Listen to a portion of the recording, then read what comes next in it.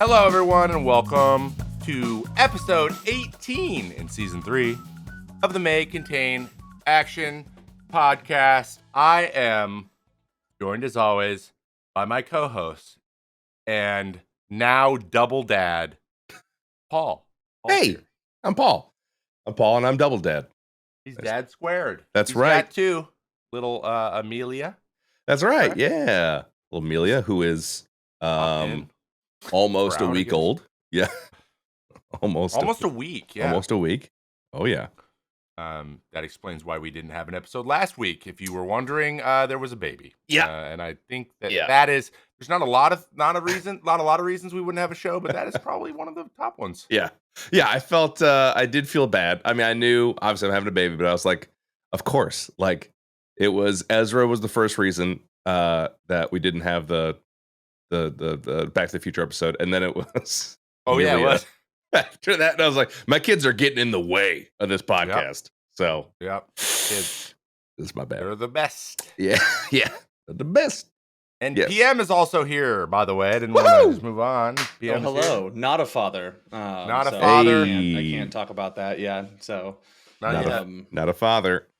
For what it's worth, Not PM, I yet. think you'd make a very nice father. Or never. I don't know. thank you. Good I for appreciate you. that. I guess I technically am a father to 2 corgis, so I'll take that. There you go. And I can tell you, as a father of 2, it's exactly the same. Our experience is the same. So, I want to give some credence out there to the pet owners. Except for the sleeping thing. I think that's a big one. Yeah, right? the sleeping and the money and the general well-being. Yeah, the money attitude and the fact that you can't leave them alone for 4 hours. Yes. My dog also doesn't bark no at me for everything I say to it. That's true. Mine does. Oh yeah. So, You got the buttons, the little buttons. No. yeah. No. It just No. barks. They No. just bark to bark, and I'm like, all right, that sounds good. Yeah. Yeah. Voice It your really, frustrations. yeah. Really, You know, the dog's being someone- like, "You're a bitch" every time. Bark, Well, bark, no, bitch. someone said that, dogs only have, one word. So, like, let them say it, right? You know what? That's Yeah. right. That's freaking right. They say it in well, slightly so- different tones, but it's one word. Yeah. And Freedom. and you just have to guess. Exactly. It's just about guessing. Well, welcome to the show, guys. We're excited to cover a brand new movie today. It is a movie that is very, very, I think topical to the time, as the second one just came out. But before we get into that, I want to let you guys know about a little movie from Prime Video, or that is Amazon Prime Video, called Roadhouse. It is a brand new movie with Jake Gyllenhaal, more ripped than any of us will ever be in our entire lives. It's something to behold. Also features Conor McGregor and Post Malone are in it. And there's also a crocodile. So it is a remake of the 80s classic with Patrick Swayze, where Jake Gyllenhaal plays that character. And I've watched it. It's a good time. And it came out today on Amazon Prime Video. So go check that thing out. I'm telling you, Conor McGregor punches all kinds of stuff. It's a spectacle. And the music's great too. So like the music's playing the whole time. It's a good time. Enjoy it. I believe Paul has it on the list too, Paul. So, you let me know what you think when you're done too. Oh yeah, absolutely. I'm looking forward to it. Me and the wife are going to sit down and watch it. I told her that old Jake Gyllenhaal was in it. She was like, "Yes." Yeah, I was like, "I haven't even told you the synopsis." She was, "Yes." Like, okay. All right. Honestly, same. That guy's he's good. He's a good and he continues to be good. I will say that. No spoilers. Just does a good job. So. Yeah, check that out. But today, we have a different movie. It is Dune. And no, not the 1981 with all the miniatures and the weird David Bowie. We're talking, or no, not David Bowie. He was in other weird movies. No, Sting. Sting. Yeah. Sting actually is in the Sting's in the original. Which, yeah. That is, frankly, it's worth a watch just because. Oh my gosh. Something that you need to behold. I watched one of those scenes recently, like a comparative scene from Dune 2 to the one that came out in 1989, right? 84, 89? One of those dates. years. And or the other Lord, any of those. It's so bad. At one point, there's like 30 seconds of silence while people shuffle into a room. I'm like, what the hell is happening? You just hear footsteps? Cut so long. Yeah. So bad. That. There's a lot of so that. bad. Though they did so much of that with like miniatures and zoom out. They actually did. It was kind of a crazy way they pulled a lot of the special effects off. But it's funny. It came out like 10 years after Star Wars, and it's like way worse. Oh yes, yes. Anyway, Yeah. check that out. But that's not the one we're talking about. We're talking about the new one with Timothy Chalamet. and Zendaya, who hilariously here in the where I have in the cast, Zendaya is the only character who she has one name in real life, and then her character in the movie also only has one name. Didn't have a last name? I thought she had a last Chani? name. No. Chani? No last No? name for Chani. No, they don't say the last name the whole time. Oh. Most of them don't actually. So Yeah. It's the names are kind of great in Dune. We'll get into that. But first, before I had an idea and I want to do this and we used to do the game when we used to, interview people. Sure. And yes. I have a new game. Okay. And I feel like this game might be my best game ever. So each one of you, you're going to get 5 movies each. Okay. So we'll do the 5 movies and then go to the next person and then do our tally at the end. Or actually, no, I lied. We're going to go back and forth. Okay. 1 for 1, 1 for 1. Okay. You're each going to get 5 movies. Okay. You're going to guess whether or not the budget for that movie was below or above An Emperor's New Groove. That is $100 million budget. So above or below. Okay. And then if you would like to go for a bonus point, you don't have to. But if you want to grab a bonus point, okay, you try to guess the budget itself. If you're within 10% either way, so like that little 20%, I'll do the math in my head. Don't worry. Okay.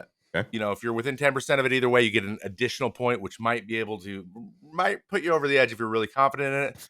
But I don't know how confident you're going to be because there's some tough ones. Okay.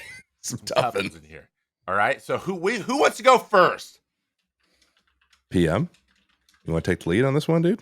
Sure, yeah. You freaking go first. All right. PM, your first movie is Interstellar. Oh, Lord. Interstellar. Is it above An Emperor's New Groove or below?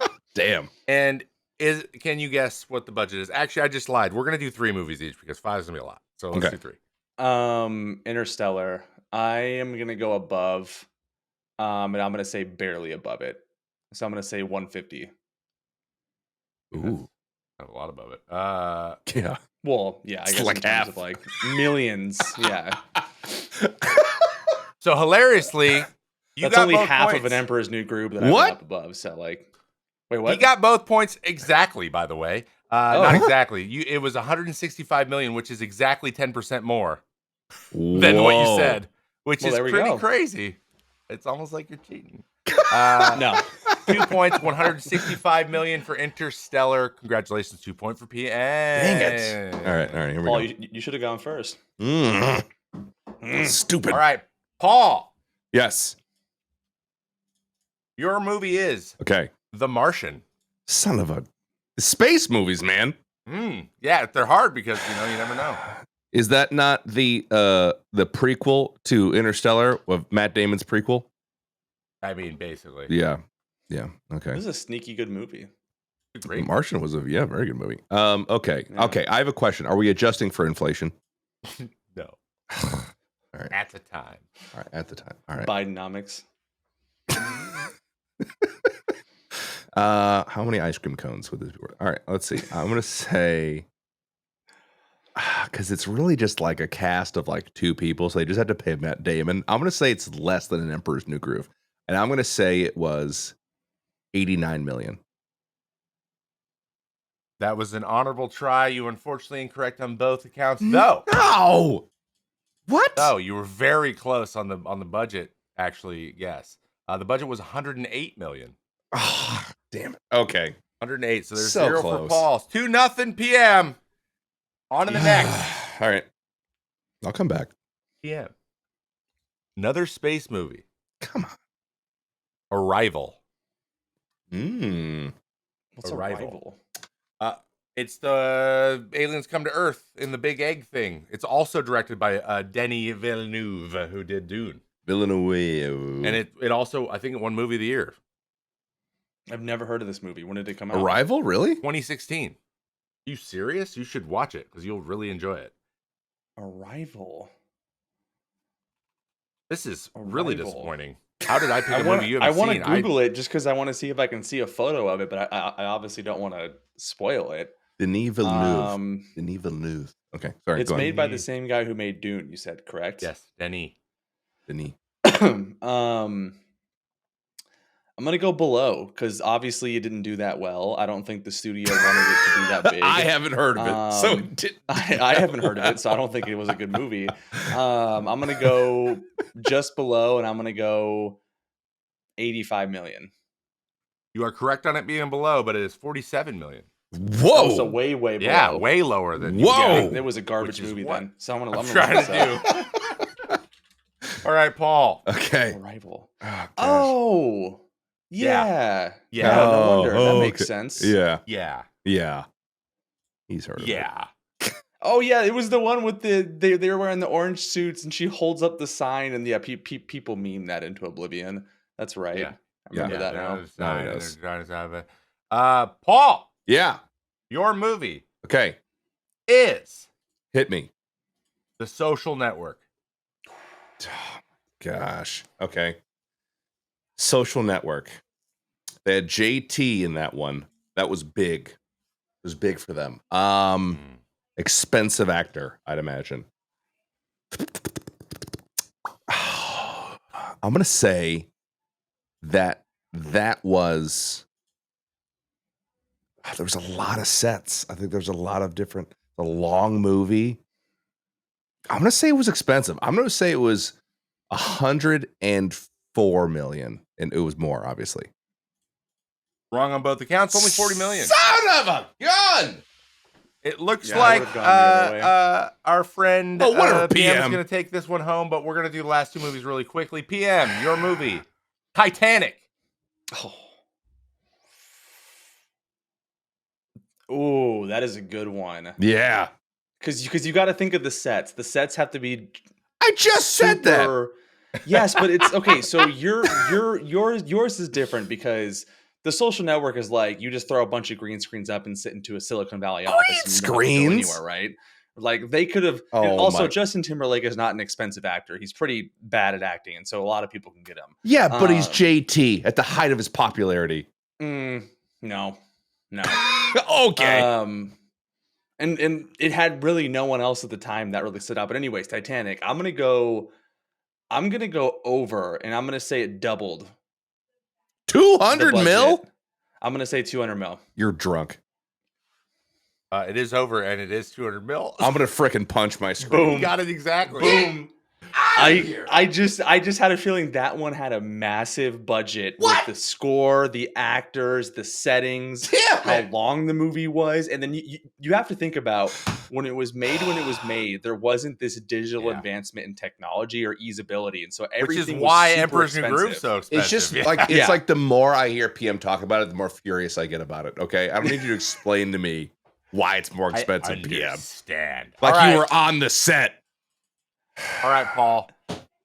I'll give you one that redeem you yourself here. might have some information about Stupid. or remember something about it. All right, But the original Justice League, not the original Justice, sorry, the 2017 Justice League, the first one. Snyder cut or not Snyder cut? The did Josh Whedon take over for that one? Okay, Yeah, I think Joss Whedon did the first. Josh Sweden. The quote unquote bad version, even though in my opinion neither one of them were very good. But. Yeah, I watched that during the lockdown. It was like anything was good. I was just taking any new material I could get. Yeah. Okay. All right, power. I'm gonna say the original is more than 100 mil because holy green screen, and I'm gonna say it was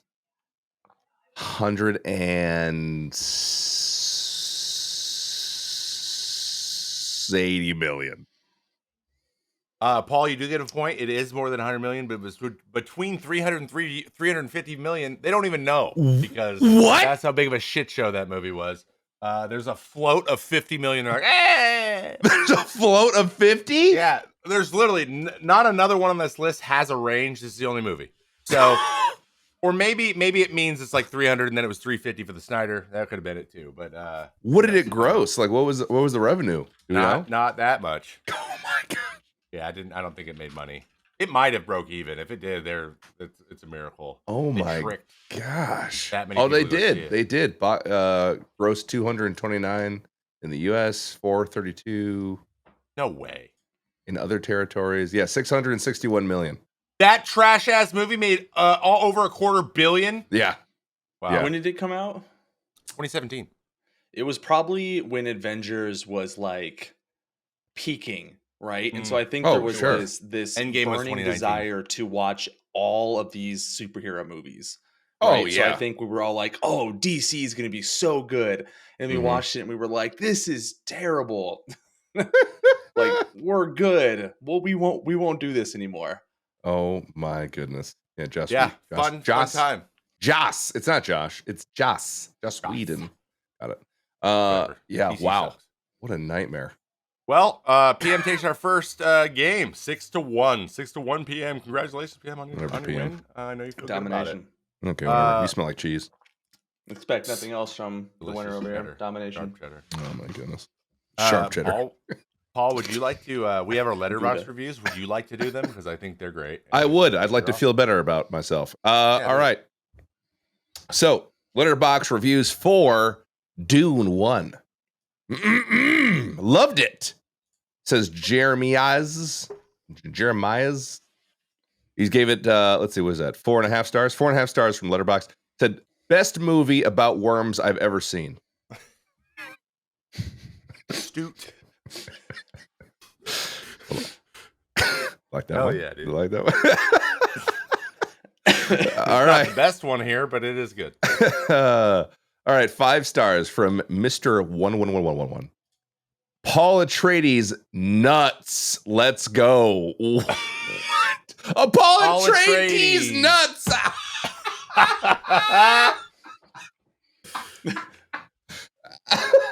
That one got posted like 10 minutes before I searched for it. So I was like, this is going in there. Paul This is good. Atreides nuts.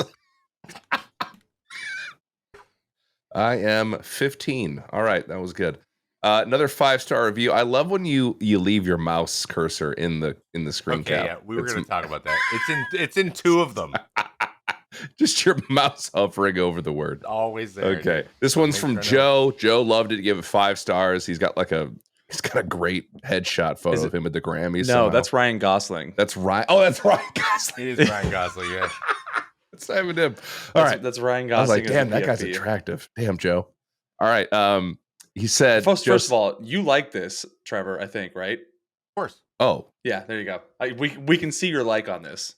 Is that my like? oh yeah, that's your Yeah, little the heart. orange like. Oh, Yeah. maybe I didn't actually mean to do that. So maybe that's what I was doing when I clicked. It only makes it better once Paul reads it to know that Trevor did like Yeah. this. So go Okay, ahead. so Trevor liked this one in particular, and Joe said, I had the same feeling I had when I first saw boobs. I mean, we're 15. We just said it. Trevor was like, click. Relatable. Yeah, relatable. You get 512 likes. Oh my gosh. I too feel this way. All right. Hated. Ones are great too. There's some great spelling mistakes in this one. Okay, perfect. All right, this one's by Jay. He gave it 3.5 stars, which apparently is a hate. I'm not really. It feels like he's apathetic, if anything. It says this review may contain spoilers, so heads up, guys. Okay, he says, how you gonna birth the chosen one with unlimited, undiscovered power, destined to unite civilizations, spelled with an S, civilizations, in the far reaches of the universe, and call him Paul? Okay, that's boom. okay. That one's rude. 42,466 likes. Everyone hates Paul. I think Paul's a great name. I think it's powerful. His name's Paul and his mom's Jessica, and everyone else's name like The naming structure isn't the best. yeah. Even Paul Atreides' grandfather is like Paulus, which is like way cooler. Yeah, way cooler. Yeah, just Paul. Yeah, it's tough. It's not like a Jim. Actually, the only person in this whole movie has like a weirder name, maybe, is Dakota, Idaho, or what is his name? Duncan, Idaho. Duncan, Idaho.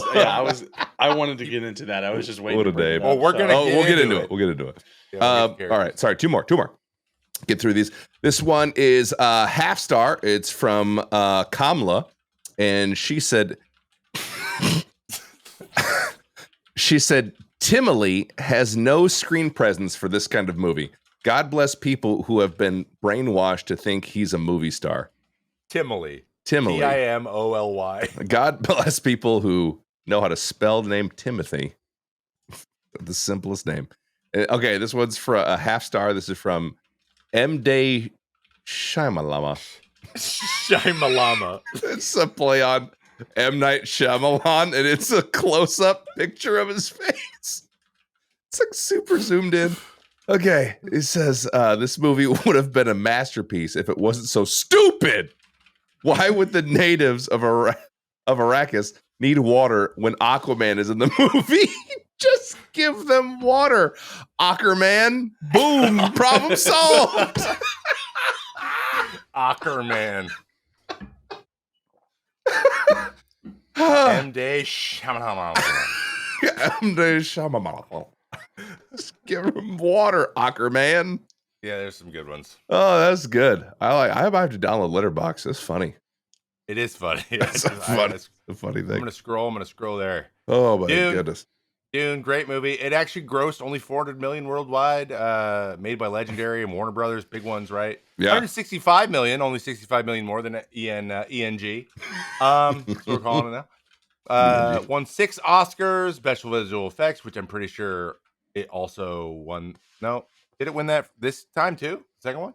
I think so. It didn't win anything because it's not. It's going to win next year. Sorry, I'm thinking of Oppenheimer. Year. Oppenheimer literally won like all of these same categories. Yeah, my eyes see Oppenheimer. Yeah. Mm-hmm. Yeah. Oppenheimer is definitely. But it was nominated for a bunch of great stuff. Golden Globes, BAFTAs, won a couple BAFTAs, won, like I said, 6 Oscars. Denis Villeneuve, the director of Sicario, also, and Arrival. Oh, cool. He is getting big projects now, and I think, especially after how Dune 2 was received, he's gonna be the guy. He's up there with Nolan, I think. He did Blade Runner 2020. To 2049. 2049 yeah, too. Yeah. Underrated flick. I like that can't movie. you? I feel like. I actually think the same cinematographer did that too. I think you're right. The framing is a lot of the same and the between color. These movies, yeah, and the color grading. Timothy Chalamet, Paul Atreides, Rebecca Ferguson, phenomenal. Lady Jessica, Oscar Isaac, also phenomenal. Duke Leto, Josh Brolin, Stellan Skarsgård, who Stellan Skarsgård is one of my favorite actors on the planet. Yes. I think Dave Bautista did an incredible job. Zendaya's Chani, even though you barely see her, she's still like, you want to see her. Yeah. And Hans Zimmer did the music because, of course, he did. He's everywhere. Yep.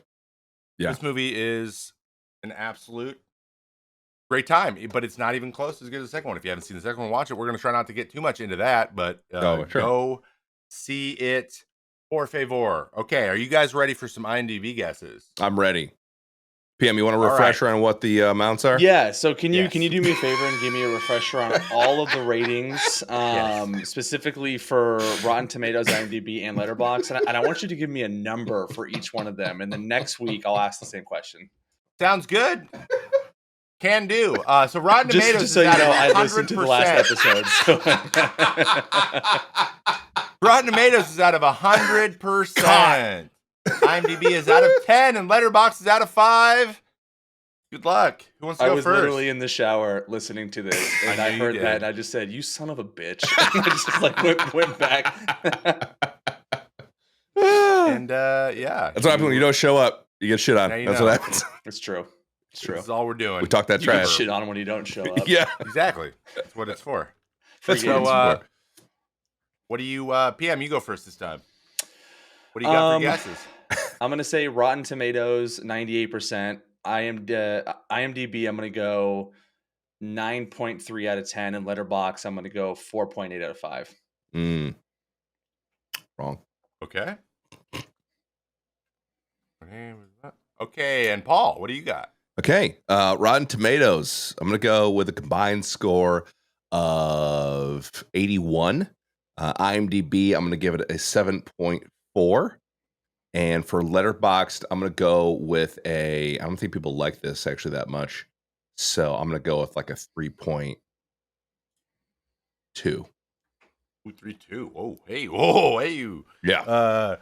The actual scores, Rotten Tomatoes, was an 87 overall. Audience was 90. Close, So you okay. were pretty close. Just so you know, Dune 2 is in that 98 range. Oh yeah. And also the critics are like a 99. Damn. Yeah, they really liked it. Freaking perfect. IMDb is an 8 flat, which is a good IMDb score. That's a solid. Okay. Like, that's a rewatch movie. The Letterboxd was a little bit more critical with a 3.9. They didn't get over a 4. Okay. All right. And usually with Letterboxd, with huge fandoms, people who are like huge fans of certain series like this, Mhm. they just go crazy on Letterboxd. Uh-huh. So sometimes they can inflate it the same way that people are mean about it. Yeah, that's if what they I was gather kind of together banking enough. on was So, the Yeah, the super nerd going in there and just going with it, you know. Yes. my guess was a 4 flat going in, and because I'm like, this has to be a 4, but I don't think it's as good as 2, which Mhm. I just seen. So, which got a 4.5, which 4.5 is like legendary status on Letterboxd. It's really hard to do. That's that seems high. It's really, really hard to do. So there's only a couple movies there. So, we have 87, 8 flat, and then 3.9. I hope the listeners, you got it too. Good job, guys. Fist bump, visual fist bump. All What right. about the opening? Because we have one of those openings again, and I want to hear you guys' opinions. Take it away. Well, I would say Vivian Ward rating. the Vivian Ward rating for the opening scene. I'm gonna give it like. I really liked it. I really liked it. I'm gonna give it like an 8. It got me kind of jacked up, especially because it's a cold open with just like the dude like throat singing. You know, dreams are echoes from the deep. I think is what it is. Yeah. Oof. And it just like sets the freaking tone. You're like, got it. And then they do exposition, but I like how they do exposition like throughout the movie. And I didn't actually realize how much they do. Like they explain quite a bit. You have to. Yeah, you have to. Yeah, in that universe. But I really liked it. I enjoyed it. I mean, I'm a big fan of the genre, but I thought that the opening scene set the stage pretty well. I knew what I was getting into, so I'm gonna give it an 8 for me. Obviously, I it's for also me. gave it an 8. My warrant. Yeah.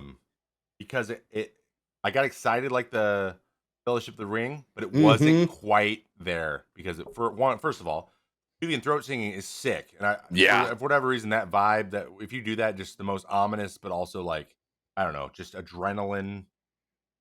It's just like I'm about to go into battle when I hear it, right? Yeah. I did like that, kind of like the horns in Lord of the Rings. But So one thing that they didn't have was Kate Blanchett. Yeah, and they did not. They didn't have the theme.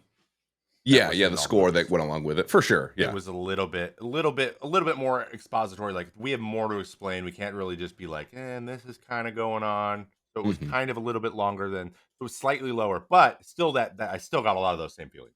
Agreed. Yeah. Cam, what do you got? I'm trying to remember it because obviously I watched Dune 2, and so I'm trying not to mix them up. I believe it had like all I remember was like a guy with like a sniper.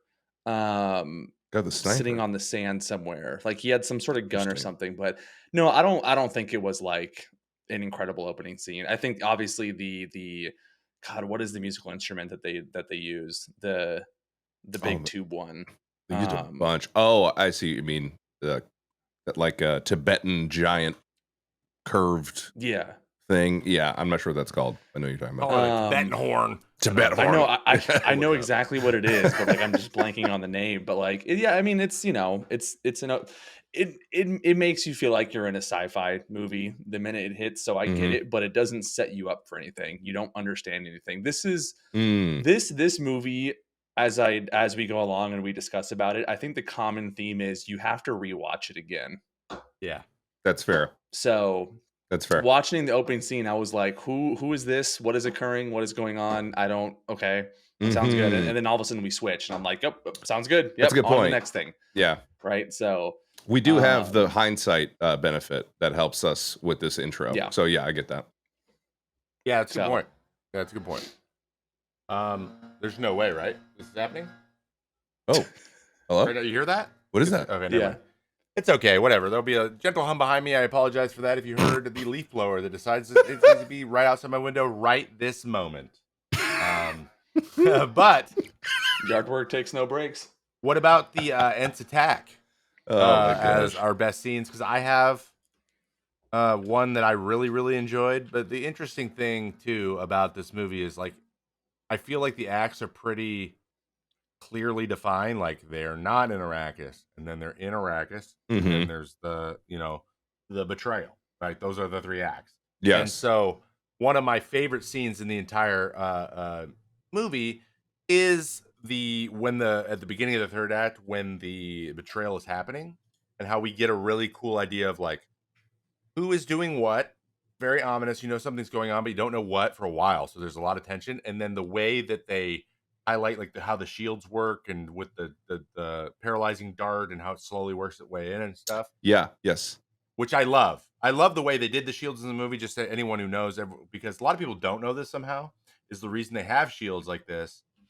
They developed these shields and then just stopped using. They stopped using small firearms because nothing it couldn't get in there. So they had to like bow and arrows are like the only thing they could use, and they weren't very good. So they just started doing hand to hand combat because they couldn't anything moving too Yeah. fast would be blocked by the shields.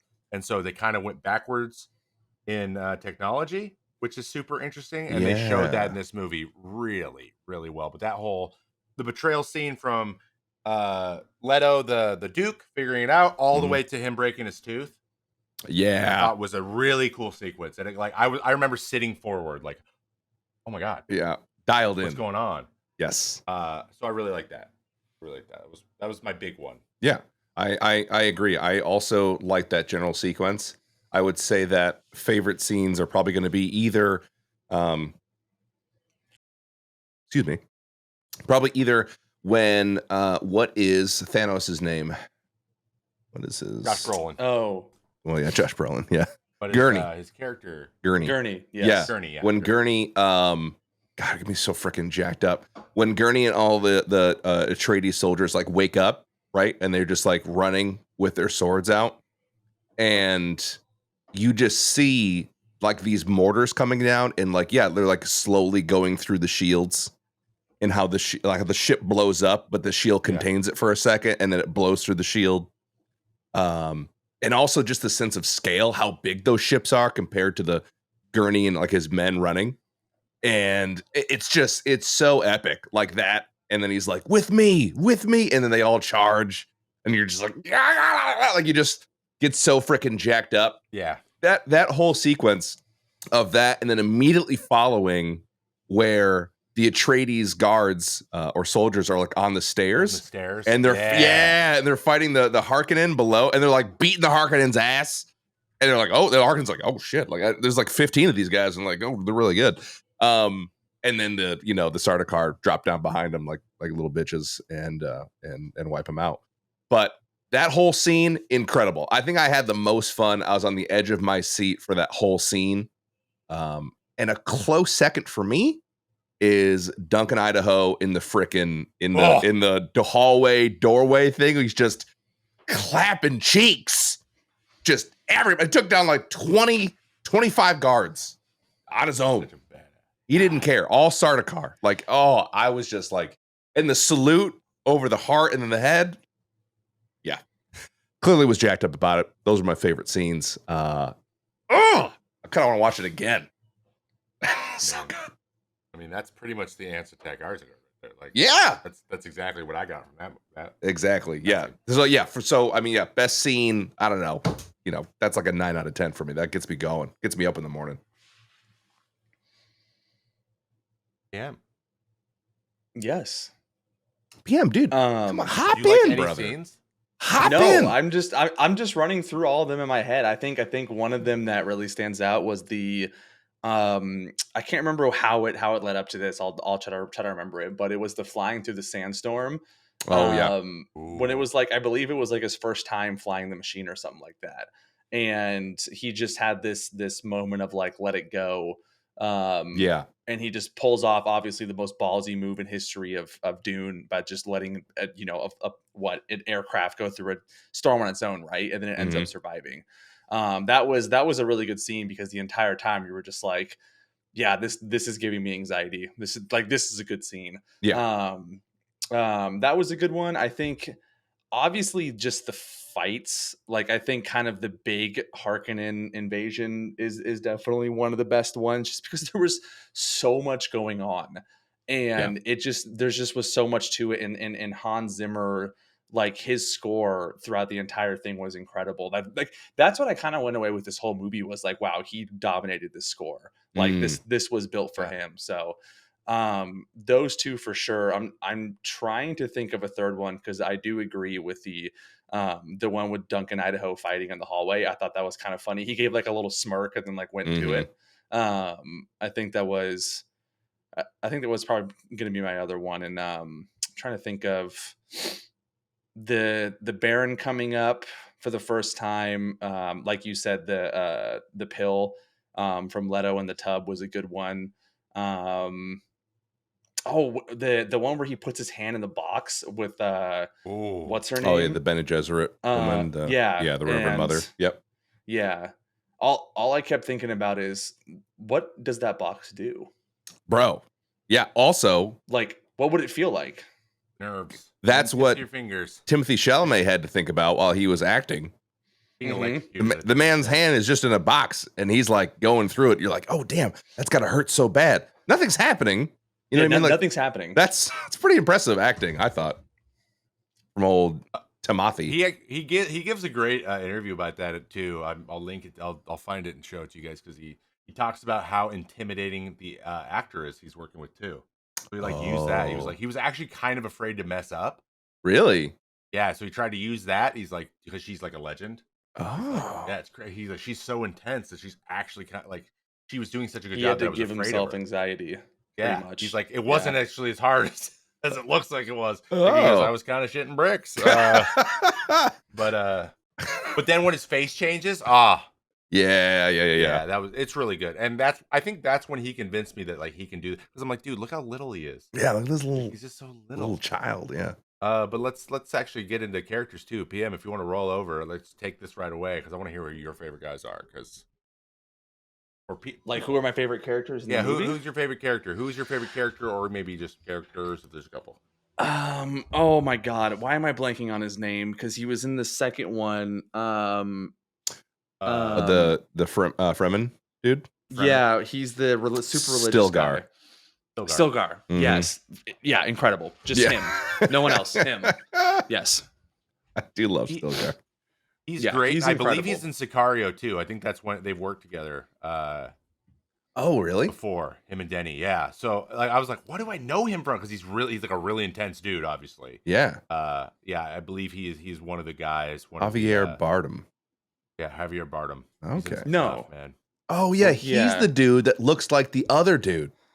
Yeah, he looks like somebody else, which is what a lot of people thought it was. Like, yeah, he looks like Brad Garrett. I guess his name is Brad Garrett. Dude, that's weird. Yeah, they look exactly the same.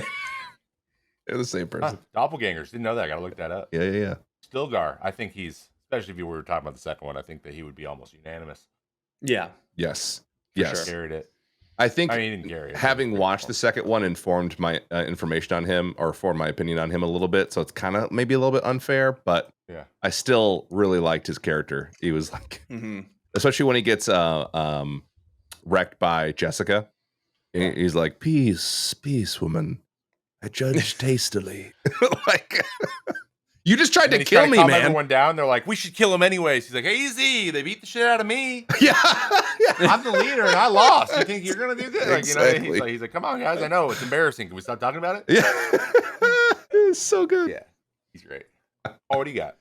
Who's your number one? Yeah, my number one character that I loved was actually probably either Jessica. I really liked her character. I loved her, at least how she was written and everything.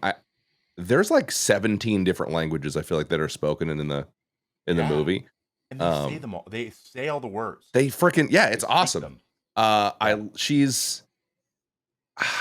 I like her vulnerability as like a mother, and then like her also conflict with being like a Bene Gesserit, like a nun type of deal.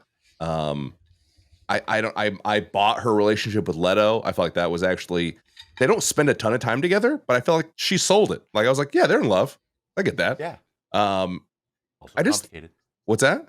It's also complicated. She kind of was chosen for him. Exactly. Right? Exactly. So, like, they developed something. They have a relationship, obviously. So I like Jessica a lot. And it's kind of like she wasn't as like dynamic of a character, but I thought she was an interesting character to watch on screen. And then also, I just really like Duncan Idaho. Idaho.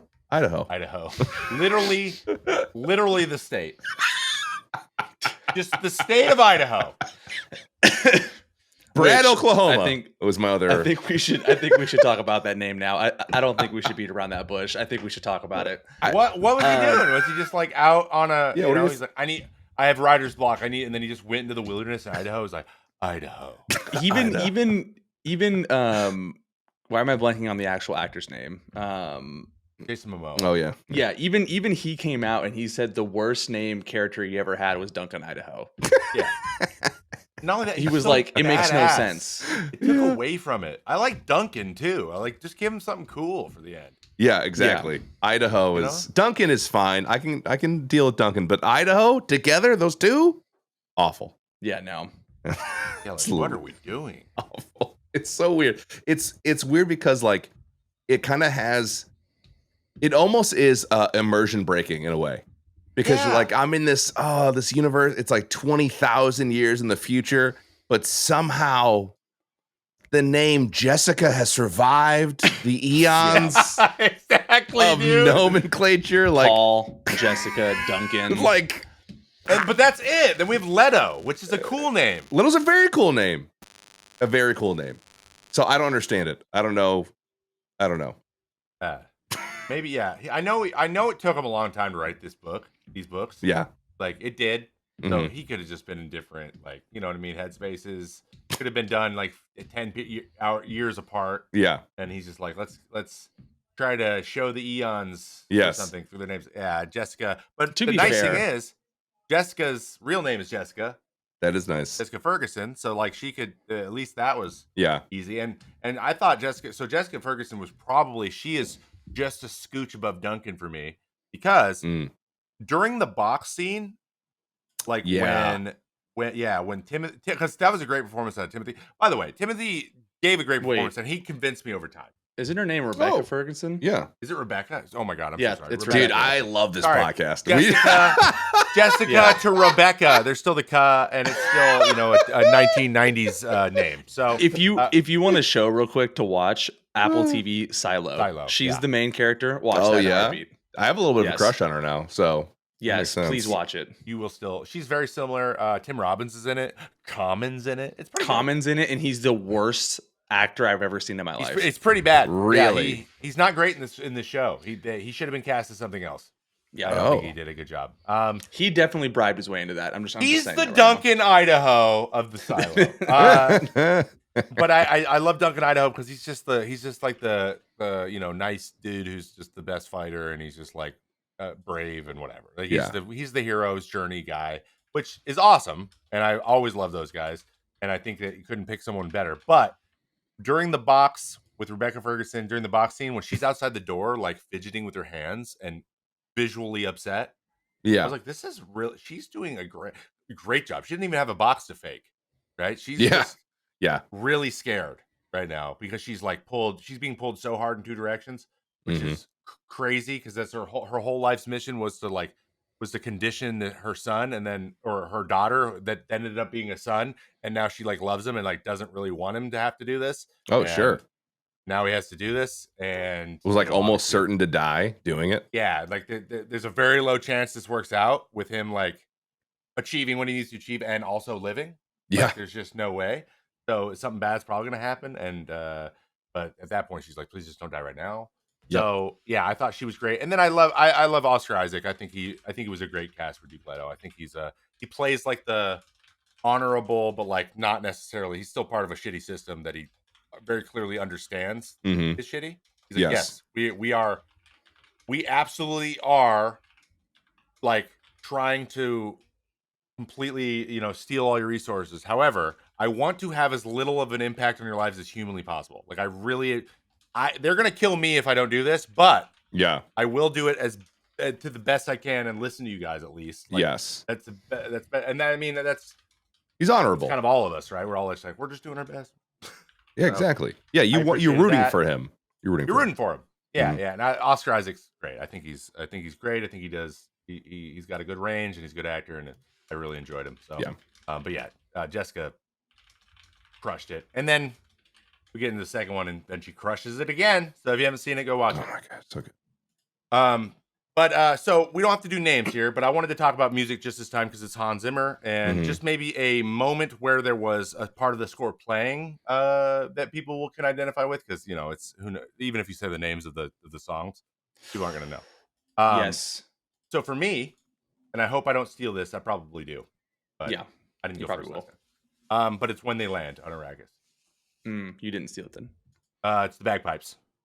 Yes. Yes. So when they play bagpipes, and it's That's like cool. in that kind of weird like 5-chord harmony going where it's just really big and crazy. Which I actually didn't know this either. So my wife's family, Kate, you guys know Kate. Everyone knows Kate. Kate's Mhm. family is Scottish. Like they have Scottish roots. So they're like, actually, this is based on like this. The Atreides are like Scotland or the British Isles. They're the British, but they're like Scotland is their kind of heritage. Oh, okay. That's what it's based on, and I don't know if you got the Harkonnen like Russian vibe. Yeah. The guy's name's Vladimir. Like, so they tried to go with that, so they went with bagpipes, and I thought it fit great. So bravo, Mr. Zimmer. Please come to the United States and do a tour. I want to go see a live orchestra performance of all your music. Thank you. Thank you. Isn't he doing a show? And it's I think he's touring now. He does tour. He actually tours pretty Yeah. regularly. It's just And they he's only sell in out. Europe most of the time. Yeah, They sell like fast. I think he's doing an American tour and it's sold Ooh. out in like a heartbeat. Really? Oh, Yeah. that's one of those ones where I'll play Ticketmaster's game. Yeah. Go to one of those. I'll do that. I'll play their game. I'll get gouged out. I'll get my eyes gouged out by their prices. I don't care. Oh yeah. Okay. All right. Okay. So I feel like I'm going to steal PMs though, because it's. You can let him go first if you want yours stolen. Up to you. You know what? I will. PM, you go first.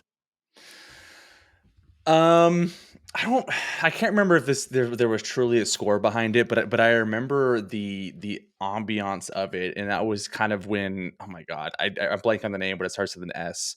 When they do when the evil guys do like their battle preparations. The starter car.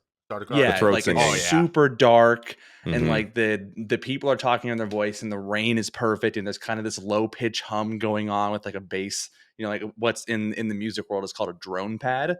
So it's just low drone pad that's just consistent throughout the entire thing. You just sat there and you were like, yeah, this is good. Yeah. This is good sci-fi. Like this is what I needed. It had the clones like the the clones in, well, I mean, I guess the clones stole this. Yeah, exactly. He stole this for the clones in Star Wars, but it very similar. Like when they were preparing all the clones to go to war. Yes. And they were all on the rainy planet, whatever that one was called. It had that same kind of vibe for me. I agree. It's good. Okay. We did not steal each other's. It's really good. I can't. It's tough for me because I'm misremembering because I'm remembering it from Dune 2, but in Dune 1 when they have the Dune woman singing, Laurie Kotler. Oh my god! I mean, that is a heck of a scream. Like the classic, not the classic, but the one that's most recognizable for Dune, of her doing that like broken scream of that made up language is yeah. Oh my gosh, it's so good. Mhm. It's so good. Actually, Trevor, if you want to put it in Portishead, post, put it in post. What's the Portishead? Oh my god, what's that band? Is it Portishead? Yeah, it's like you guys should listen to that. Portishead. Yeah, it's this like band from like the 90s, but it kind of has that weird, like it's not really rock, but it's kind of like I know you're futurist. Yeah, like it like, and so that singing you're talking about is kind of like what they go off of. Oh, okay. It's like folk. Yeah. It's like a cross between it, because it feels very Middle Eastern, but also has that like honestly Scottish folk music. Like, Florence and the Machine, like deep Ah. in the throat, but it's like in a but it's put on music that is from the desert. Oh my God, is that how he came up with it? That's probably how. So Probably. yeah, it's great. But that's their like I talk about with Lord of the Rings when they had the na na na na na na na at the beginning. Like that's their version. I feel like that's the most identifiable. You hear that, you're like Dune, Dune. This is Dune. This is you know, Dune. immediately. Yes.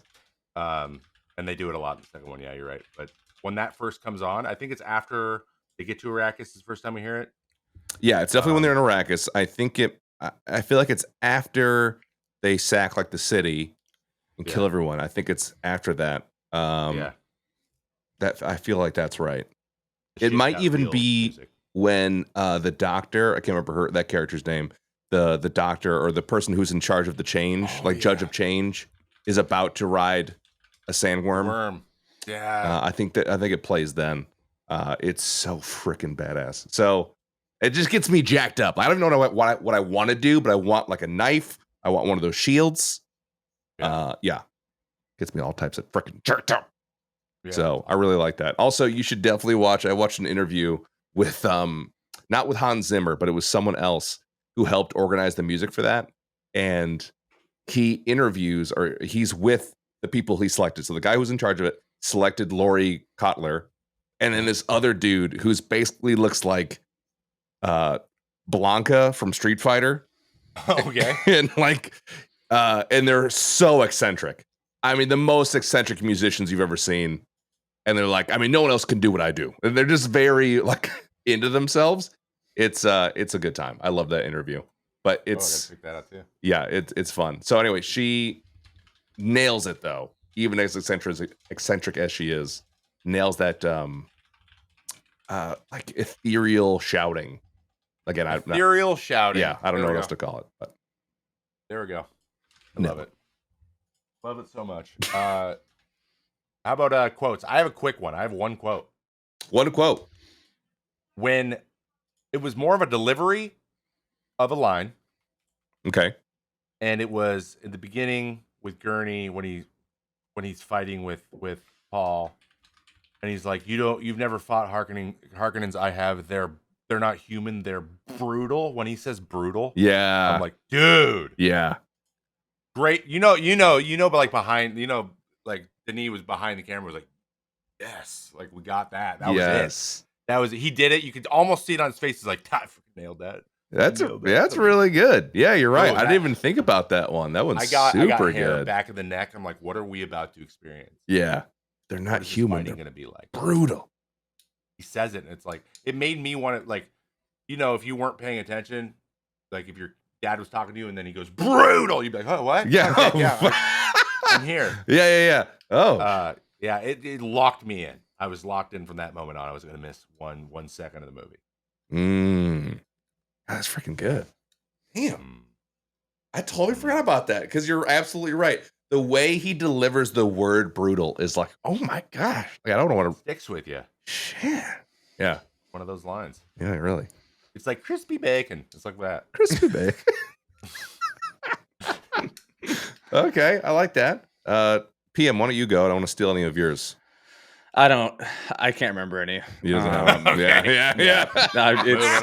No, this is one of the movies where I feel like, there was a lot of great quotes, but a lot of this movie to me wasn't about the script writing in more about the visuals and the score. Like I think it did, I think we'll get into it in a bit because there's obviously a topic about this, but I don't know. Some of the writing was pretty boring. So I think that's why I went with delivery for sure because it fit in. To the vibe, which it was really, really strong. Okay, all right, fair enough. All right, I think my favorite quote probably comes from my boy Duncan, Idaho, and I wrote it down here. Where the heck is it? Duncan, Idaho. And he's talking about Paul and him are talking. It's when they first meet, when we first meet Duncan. They're talking about dreams. He says, dreams make good stories, but everything important happens when we're awake. It's kind of like a subtle thing. And I feel like on a rewatch, it means more. Yeah. because we know about all the visions and dreams that Paul has, and everything that is important. Yeah, like it's almost like a misdirect. It's almost like Paul's an unreliable narrator because you keep getting these like visions. You're like, oh, that's gonna happen. Oh, that's gonna happen. And he's like, I don't even know if it's gonna happen. I'm high as shit. Like I'm on spice. You know what I mean? These freaking all these different things are happening, but then like they kind of happen, then they don't kind of happen. So I just thought that was a very grounding statement by Duncan in that moment. Like everything important happens when we're awake. So I don't know. I know it's kind of like not as dramatic, as Pretty dramatic, brutal, but it's still I thought it was dramatic. I mean, you could go with Leto saying, "Hey, you know, you're my son. You're everything I ever needed you to be." Oh, like, dude, that one hit me. That was a good one too. And I was like, I'm so glad that this isn't going to be one of those things. Yes, I don't have to worry about that theme. Yep. Yes, and that's that's what makes it so hard. Like, I wish there was some sort of alternate universe of Dune where like the Atreides like do well, and I see them do well because I just want to root for them. Like, they're all great. Yeah, there's no one not likable on the Atreides side. So you just like want to see them do well, and they get slaughtered. It's just classic. Yeah. You know, and even that, even after it was over, I'm like, I still don't believe the Harkonnens were good enough to pull this off. No, because they just feel like bumbling idiots to me the whole time. But Skarsgård, goddamn, my word, give this man some awards. Oh, from that and his freaking monologue in Andor. Come on. Oh, anyway, chills. For another time, because I want to get into this. I love this category. I want to get in this category. And I want to add this category to movies that are universally beloved because I feel like there are things to nitpick in anywhere. So this is nitpicking the little things or big things. Okay. Things you didn't like, plot holes, castings, shots, editing, anything. Because there's even in the best movies, there's silly ass stuff. Sure. There's bad CGI every once in a while. There's a bad edit or whatever. So nitpicks. Paul, do you want to start on this one? Do you have any nitpicks? You got anything that maybe you're like, come on? It's a movie after all, and it's Dune. There's a lot to cover. Yeah. I feel like, I mean, the obvious one. I feel like it's just the gosh darn the awful names. They're tough. They suck me out of it sometimes. It's like Jessica. Like, okay. Yeah, I'm a big fan of Paul. I think that's cool. It's a solid name, strong, probably timeless. You know, I see people being named Paul 20,000 years from now. Atreides is a pretty cool. Atreides is a badass name. Yeah, I like that one a lot. But I would say that really the only thing that took me out of it, and I don't know, because as much as I understand it was dialogue heavy, and you're like, there's too much talking. They tell you right off the rip. They're like, it's part one, bitch. Like it's the first part. You know, there's a lot of dialogue set up because a part two is coming, and part two delivered on the freaking action. I feel like there was a lot of action, in that one. So the talking didn't bother me. I also really like dialogue, so that's part of the reason I like Andor is pretty dialogue heavy. But just the names, the names. It was like some guy's name like Jeff, or it's like what? Come on. This guy, and honestly, the name Vladimir, I was like, really? Like Vladimir? On the nose. The little, But and then his like nephew's name, Dave Bautista's name is Robin or something. Rabin? No, Glossu Raban. Yeah. So there's a lot of like real names, and then there's a lot of this made up shit. Yeah, exactly. Yes. Like that's what I'm saying. And there's very little in between. It's just like crazy made up like names or a chick in your middle school math class. You know, like I agree 100% with that critique. Yeah, that's my nitpick.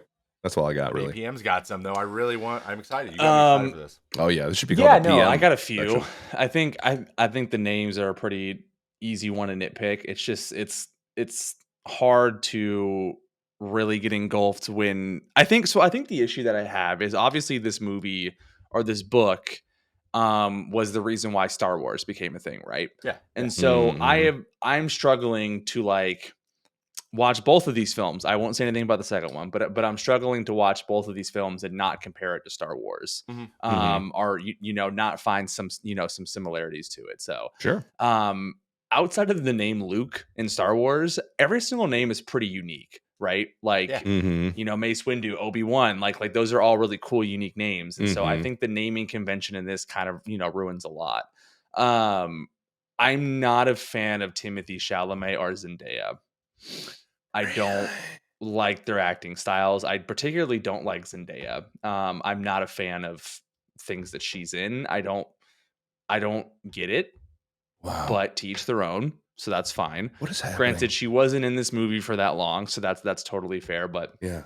I don't look at Timothy Chalamet as um this hero character. I kind of look at him like a bitch, Mm. you know, Yeah. like a Michael Cera if he was more attractive. Mm. It's the Not way saying you that, like, lingered on bitch for me. yeah. Not saying that he's probably a great guy, and I should take that back. Like, I apologize. And like, I'm sure he's really Theater nice. kid. And Oh, yeah. he's just, yeah, I just don't see a 5'11, 125 pound soaking wet kid being this Badass. holy leader, right? Yeah. To all these men who, and especially, you know, him growing up privileged and stuff. Like, anyways. Yeah. We're jab at people That- who are 5'11 and under, by the way. Yeah, exactly. Yeah. Okay. So that was one of my issues with it, but I get it probably had to align with the book. Mhm. And another one is this is one of those movies that you cannot watch once. Because the plot, while the plot is great when you watch it a second time, you watch it the first time and you leave going, what actually happened? I don't know what happened. Like, that's what, like, I left the first time watching this. I was like, I don't really understand what any of this is. Like, I don't know. Like, I know who's evil and I know who's good, but I like, don't know why.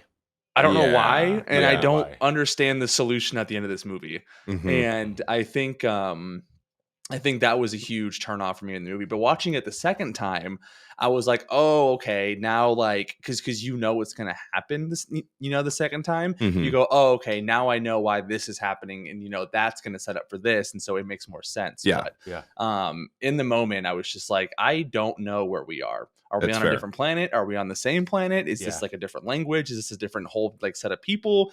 Are the people in the sand evil and the people who are not in the sand not? Like, I was just, it was very confusing. Yes. So you know, but that there is a thing I feel like in movies where they kind of need to set up the universe, and I feel like this movie, I remember leaving it thinking, okay, I wasn't a huge fan of it. I didn't think it was as great as everyone wanted it to be. But I remember telling my dad, this is going to make the second one much better because Yeah. now we understand what's Mhm. happening. Yeah. And then the second and the third and the fourth are going to be like boom, boom, boom, boom, action in your face. Yeah. So, yeah. Is there going to be 4, by the way? That's a good take. Oh no, I'm just assuming There's they're going to be going 3. to. There's a third one. At least 3. Yeah. So, by the way, there's Yeah. like 18 books, and a bunch of them are weird. But like, this is going to be the first. So that 1 and 2 are the first book. Mhm. Up to where we are is just the book, and then the second, I think they're going to take, like, they're going to go through. They're not going to take all the material because there's some weird storylines that they're just like, how are we even going to do that and make people not be like, what is happening? Yeah. There's some odd stuff that's supposed to happen, and they want to stay on the same kind of storyline. So just be ready for that. But I will say the same as Lord. So I Lord of the Rings is the trilogy of all trilogies for me. Obviously, the first movie was good. It's good. It's a 4 out of 5 star for me, right? But the Mhm. other 2 are better because it was set up. Like we got Yeah. now. We have a very clear idea of what the stakes are, and now it feels. And then the second and third one, the stakes felt big finally, and that's I think what happened with the second one too. Like Agreed. like the people started to get involved, where it was like, oh, this is like he's actually gonna come in conflict with the powers that be that he said he's going to. We're gonna see some of this stuff come to a head.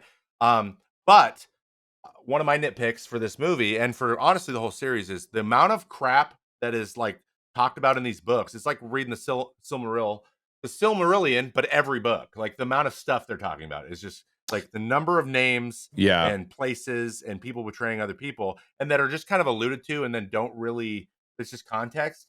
And then like, you know, things changing in their strategies and tactics and stuff kind of just over time because they're guessing like it's supposed to be like months and months later. Mhm. But like it's not really gone into depth in the book. So in the movies, he was like, what do I do? How do I show time passing? Because they just say, and then time passed in the books, but you can't just throw that up on the screen. They're like, you have to find ways to do it. in a world where kind of everyone's doing the same thing. Yeah. And he struggled with, it's just hard to do. That's why this movie has been done so bad like 4 times already. It's because it's just really hard to do. And this is probably as good as it can get in terms of that. I will even say in the second one, I had I had this weird pacing feeling in my head. I'm like, why do I feel like I'm in fast forward right now? But I guess that it turns out that was on purpose. Not to spoil, that doesn't spoil anything. It was all no one else felt it. I just felt it. I was like, there's a lot happening. But then again, I looked back on it. I was like, I'm actually glad a lot happening. That actually is what they wanted me to feel, which is awesome. Oh, that's interesting. I didn't think about that. Which in a year when we're talking about that movie, we'll get into that. But my nitpicks, my big one was also Chalamet. Just like when he's fighting with Gurney in the beginning and he wins, he's like, I got you, old man. I'm like, you would never get him. He'd just push you over. No offense. You're just too small. You would You're not big never enough. get him. Like, yeah. It doesn't address like he's a great fighter and he's highly trained, blah, blah, blah. I'm like, I get it, but he doesn't have the physical strength to do the things he's doing. He doesn't yet. Yeah. Like, he just doesn't. He's not a very big person. And so it was hard for me to be like, hey, he's a badass fighter. Okay, is he? So he never really like struggles fighting at any point. And he wins every fight. Yeah, I agree. I agree. He doesn't really get like where it's like you think he's gonna lose, which is weird because it's Timothée Chalamet, and I just don't feel like he's gonna win every fist fight he's in. So that was a little bit meh for me. But like every time he was like really perceptive and like noticed something, that I believed. That was Timothée Chalamet for me. When he was like Sherlock Holmes, when he saw the bug come through the wall, and when he like tried to step back and like stayed calm and stuff, I was like, that part of it I believe about his character. I think he's doing really well. It's just the physical stuff. And then there was a couple things where I'm like, why are the leaders of these, like, why is the Harkonnen Baron coming with them? What do you mean? On this fight? Like, why is he here while they're invading? Because the leaders of these factions are like going to the place that they still have their home world. Why is he always on Arrakis? I guess they kind of like need to be there. I guess, but he doesn't do anything. He just tells them where to go. Like, you know what I mean? He's not fighting. So I'm like, I don't really know why. You're not I think it made sense for Vladimir to be there because he was like wanted to see Leto die. Yeah, I like guess. he wanted that moment. They did strip him naked too. He wanted to mutilate him. Yeah, exactly.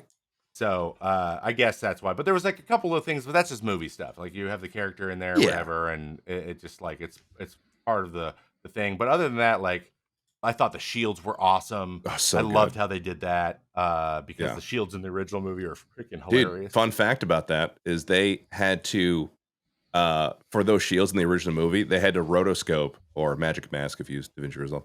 Rotoscope every single frame. Yeah. Every single frame. And when you see like this is pre-AI, by the way. Way pre. Thank you. Thanks. So they actually had to do the work. They did. Yeah, they had to actually do the work. Yeah. This is pre-AI in the 80s. So yeah, it's fascinating. And like when you see like a black line on the actual shield from the 80s, that's where they misaligned the rotoscope. Like I love that. It's very it's pretty cool. I guess it took months and months and months. I actually seen that too, which is crazy. I have to read this thing. So I was just on I was like, oh, who could replace Timothy? Like who would I was trying to Google who would be a good replacement, and someone had a Reddit a post that was like, it's obviously why they casted him in the new Dune movie. They're aiming for sequels. Says it takes every few years to make one. He's going to grow a lot. And someone responded with, he's 25. He's not 14. He's not growing any more than he is right now. Like, I love the thought of like, in 10 years, he's going to be this full grown adult. He is an adult. Like he's like 29 now. Like he's not going to get any older looking, which is why it's so weird to me. Yeah. And I don't know. I just don't think he was the right casting for it. I will agree with both of you in that he physically not impressive at all. Yes, he's very cerebral actor, and I think he nailed every other part other than the physical aspect of it. You're right. That was one of the things that maybe they just trade off. You know, trade off. Yeah. Now, can I say something that's about the second movie, but I'm not going to spoil it. I'm just going to give my opinion on something. Okay. And I'm not going to say anything about it. I'm just going to give my opinion. The casting was terrible. Really? Terrible? Yes. Terrible. And I will tell you why after, but like no. The casting was not good, dude. It was not good. In 2. I Okay. Yes, in What 2. could he possibly think? Let us know in the Discord. What could he possibly mean? That's a good one. What do you Yes. mean? I'll leave it at that. I'll tell you guys after. So. Or in the comments on the YouTube video. I actually kind of want to know what your guesses are, and we'll give you a nod Yeah. if you're right. How about that? In defense of Timothy I love Chalamet, I will say one thing. He is about as physically impressive as the original actor from 1989 or whatever it was. I mean, like, this guy Yeah. also is not very impressive physically, but I mean, it looks like he could be, like, Timothy Chalamet could be this guy's son. So they're pretty similar. But I agree. Plot twist. Yeah, he's not. Also that kind of leads me to real quick. One of my also favorite scenes I totally forgot about is actually when Paul Atreides is fighting Jamis. Yeah. I love that scene. It's really good. Like, again, you kind of make Timothy Chalamet like this amazing fighter. I just nailed my mic with my hand. And when he like asks him like to yield, and Jamis just loses it. And Stilgar is like, is he taunting him? And he's like, Paul's never killed a man. I love that scene. That was like really visceral. Because Jamis is like, he almost just killed me 3 times and could have done it, but didn't. And he's like losing his shit. He's pissed. Yeah, exactly. So I thought that was the worst thing you could do. Yes, I thought that scene was awesome. That was really good for showing us a lot about the Freeman too. Fremen, sorry. Yeah, Freeman. Also, name of them, Fremen. You just took an E off. Really? It's true. I didn't think about that. Just a little too on the nose. Yeah. Hubert. Come on, man. What are we doing? You can do better. But you know what? It was early sci-fi. He was like, I am writing the craziest thing ever right now. I got to keep something. Yeah, the dude was on that people Spice. understand. So let's keep some names and kind of close to best here, just so the people will read it. Exactly. And guess what? No one still read it. Did you know that the publisher of the first Dune book, the only thing they published was auto repair magazines, books like what? Like auto repair, like manuals was the only thing they did. Oh. And a guy read it at a publishing like conference and was like, I'll publish it. And it sold like 500 copies. Wow. I did not know that. Didn't become popular for like 15 years after that. Huh. How crazy is that? Star Wars said, we'll take this. Yeah. Yeah. And then George Lucas is a huge fan, right? And he did take a lot of it. And he did do a lot of his own research, but I also think that George Lucas, way better namer. I think you're right. That's probably one of the more iconic things about Star Wars is the way that they name things. Like the names of things are, people remember them. All their characters are Tatooine, Yoda, like Yoda. It's just like there's nothing like Darth that, but it's Vader. very easy to Like, say. come on. Yeah, it's just good. Yeah. Darth. The entire word Darth just feels so, I don't know, evil. I love it. Darth. Yeah, I love exactly. it so much. So yeah, that's Dune, guys. Final ratings. I shall go first. Go ahead. I will give Dune an 8 also. I will match IMDb. It's a nice 8. I do watch it fairly regularly. It's like I'll watch Avengers Endgame if it's around, or like on a plane or something. I'll watch it again. Right? Yeah. It's kind of like, it's one of those movies, but I think it's an AMC movie, like on a channel on AMC or TNT whatever. It's a solid movie. Solid Yeah. flick. But it's like okay, I want to watch the other ones, so I want to watch this. I gotta watch this one first. Yeah, what it is. I agree. I'm also going to give it an 8. Very rewatchable. I enjoyed I was still on the edge of my seat, from some of the scenes, and with the context now of Dune 2, makes it more enjoyable. In the same way, I think Fellowship is more enjoyable because of Return of the King and the Two Towers. So, agree. I had a good time watching it. Good time. Now that I know what's going on.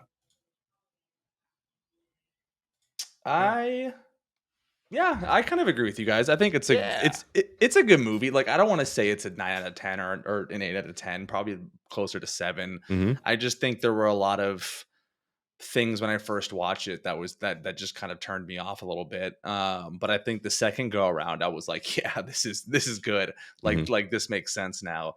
And especially after watching the second one, right? But if this was a standalone film, I don't think it would be as significant throughout the years. I think it's one of those that you need to watch all 3, if when the third one comes out, obviously.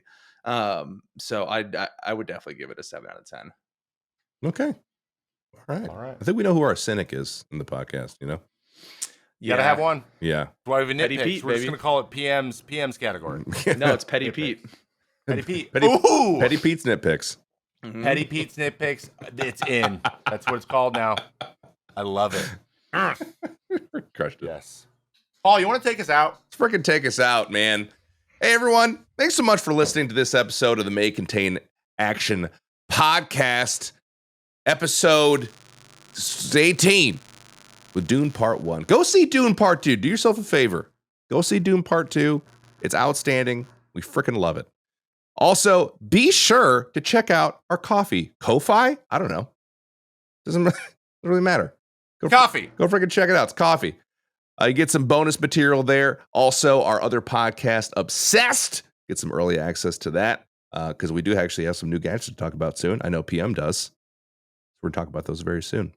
Be sure to give us 5 stars wherever you can. Leave a review. Let us know what you thought of Dune. And is Timothée Chalamet going to get any bigger? You know, probably not. We'll find out. He's 40. All right, guys. We'll see you on the next episode. Bye.